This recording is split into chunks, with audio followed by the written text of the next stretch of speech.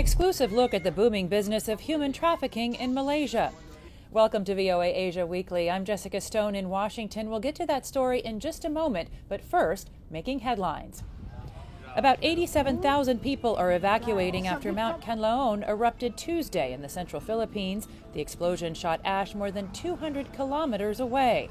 There are no reports of casualties, but officials are monitoring for additional explosions. U.S. Defense Secretary Lloyd Austin made his last trip to the region this week before the Trump administration takes office. In Tokyo, Austin said the U.S. commitment to protect Japan and South Korea from Chinese aggression is solid. Austin canceled a scheduled stop in Seoul after Korean President Yoon declared martial law without warning Washington. Protesters are growing angrier in Seoul after President Yoon refused to resign. On Thursday, he defended his decision to declare martial law as a way to protect the public from what he calls a dangerous opposition. Demonstrators want Yoon arrested and removed from office, calling his actions treason. Yoon survived one impeachment attempt last weekend, but his own party now backs a second impeachment vote against him this Saturday. Taiwan has closed its emergency response center opened earlier this week to respond to Beijing's ongoing military drills near the island. Taiwan says China's drills increased significantly after Taiwan President Lai Ching-te visited Hawaii and Guam last week. Taiwanese media reported that 90 Chinese ships were operating off Taiwan's coast. Chinese behavior is a disruption of the security and stability of the Indo-Pacific region, creating uncertainties among the international community. Beijing claims Taiwan is part of China and says it's defending the country's sovereignty and will not tolerate Taiwan's separatist activities. Tonga's parliament is calling for nominations to replace Prime Minister Siosi Sovaleni, who resigned Monday shortly before a scheduled no-confidence vote. Sovaleni says his voluntary decision to step down was for the good of the country. Parliamentarians will gather December 24th to choose the country's new leader. Experts say Southeast Asia's online scamming and human trafficking industry is growing. Dave Grunebaum reports.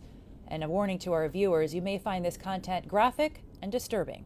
Human rights activists join family members of Malaysian victims trapped in scam compounds who share their stories at a news conference in late November. Their identities are being concealed for security reasons. This mother says her 24-year-old son went to Thailand for a vacation and ended up trapped in neighboring Myanmar. They hit my son until his buttocks were full of bruises. They handcuffed him to the ceiling. That's how he slept for 2 days. The mother says the family paid a $16,000 ransom to the crime group holding her son, but the captors never set him free. It's very heartbreaking. I have been crying for many days. The non-government organization Pertubahan Kebajikan Al-Ihsan Islamiyah Malaysia says this video shows victims trapped and tortured at scam compounds in Myanmar, Cambodia, and Laos.